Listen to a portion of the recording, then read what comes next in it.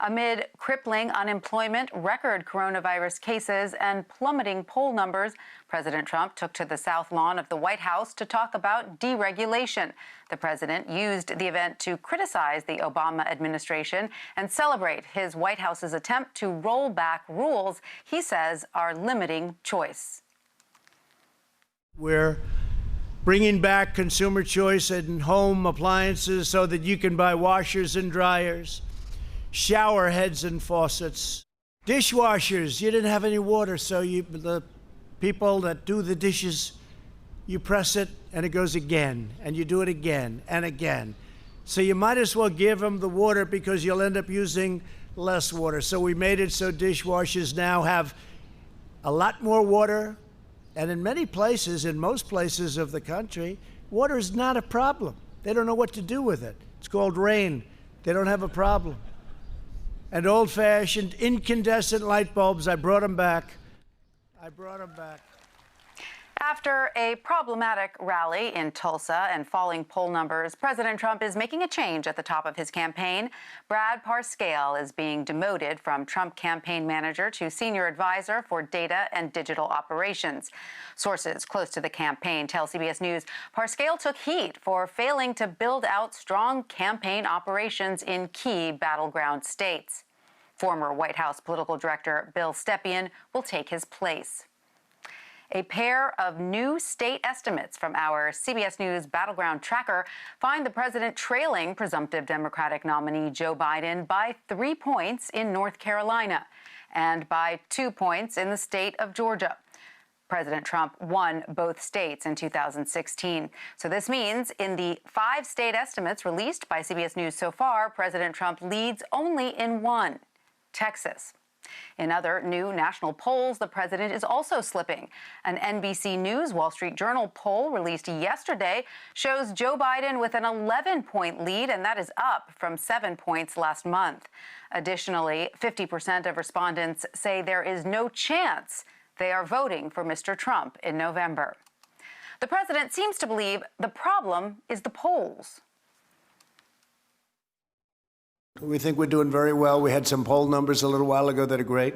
You know, it's the same story. It's suppression polls that we had in 2016, phony polls.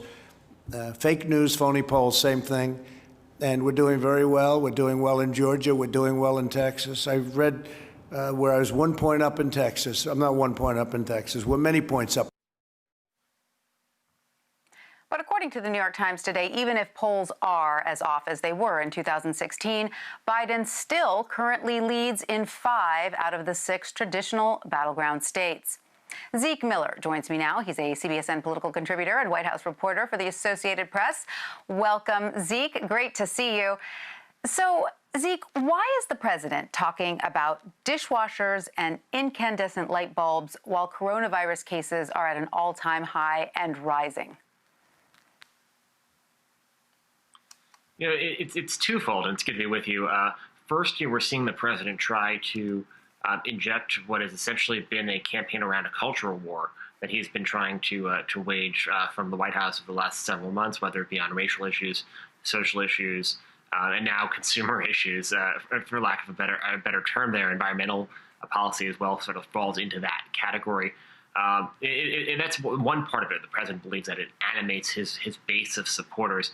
The other element is that those are familiar lines from the president's stump speeches, from his campaign rallies, which sort of served as the central force of his 2016 campaign, and were going to be his not so secret weapon in 2020. And he was going to hope that energy would send him back to the White House. And those seem to be certainly on hold now in this age of the coronavirus. The return to the rallies, as you mentioned, in Tulsa did not go well at all. And his attempt to hold a rally in New Hampshire this past weekend didn't work very well either. So he's experimenting now with trying to do these sort of quasi-rallies on the White House grounds. We saw him do a version of that Monday night, and we saw him just do one today, where he's trying to sort of inject his traditional campaign lines with attacks on presumptive Democratic nominee Joe Biden, and try to wage a quote-unquote Rose Garden strategy, but instead of it just being a speech using the powers of the trappings of the presidency to send him back to the White House, he's giving sort of very overt political statements and campaign speeches from the White House in an attempt to reach his supporters. So, Zeke, in addition to these recent polls that are showing Biden gaining ground, there are a handful of rising unfavorables for President Trump. And all this happens while Biden's campaign schedule has been relatively light on public events. So what are the potential factors behind Mr. Trump's slide? It's everything from his handling of the coronavirus, which is sort of this dominant issue in American life right now, political life as well.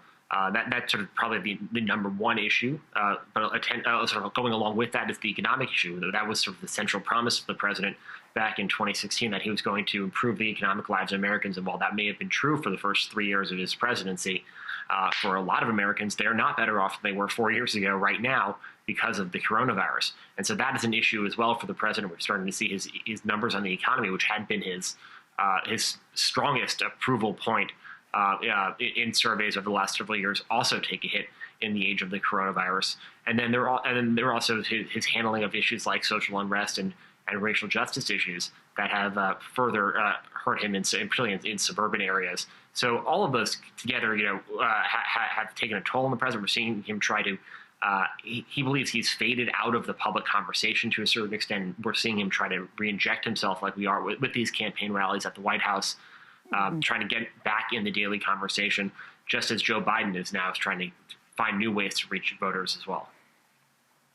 And of course, when he's asked about the polls, he takes a familiar stance and says it's the polls that are faulty. So if the president genuinely thinks he's winning, which I sometimes think it's hard to tell what's sort of bravado and what he genuinely believes, but if he genuinely thinks that he's winning, what is the reasoning then behind the campaign manager changeup? Part of it is frustrations with Parscale because of his handling of the Tulsa rally. He was promising as many as 1 million people showing up, and a tiny fraction of that actually materialized on the ground, and that was a sort of a humiliating picture for the president. So there's that one particular instance, and he was, in words of some campaign folks, sort of a dead man walking ever since then over the last month. But more broadly, if you look at what new campaign manager Bill Stepien put out in a statement to reporters today, saying essentially, it sounded like the campaign recognized that they are the underdogs in this race. He talked about winning every day or trying to win every day between now and election day. The sort of rhetoric that you would take out from a campaign that is trying to claw its way back to the top of the polls and recognizes that the president is behind. That's not something we're likely to hear from the president, who rarely acknowledges sort of how he feels about the race and how he assesses the race. But certainly the president's political advisors are being a little bit more candid and signaling that they are recognizing that they're behind in public and private surveys right now. Mm-hmm. So, Zeke, the Biden campaign filed its latest fundraising numbers with the FEC today. The presumptive Democratic nominee now has $242 million in the bank. That's up from $57 million in April. So where is this money coming from exactly, and how does it compare to the Trump campaign's war chest? Well, the Trump campaign war chest, I'll start with the second part there, had been their secret weapon. All through this cycle. They claimed they had an insurmountable financial advantage over Democrats.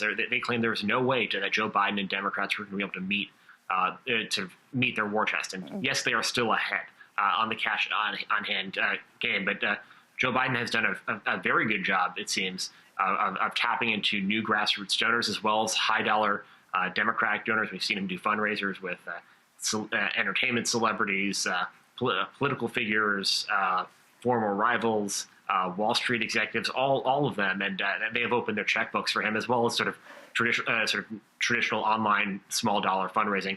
All of that has come to help close that gap for him. And at a certain point, they're now roughly on par with each other in terms of net effect.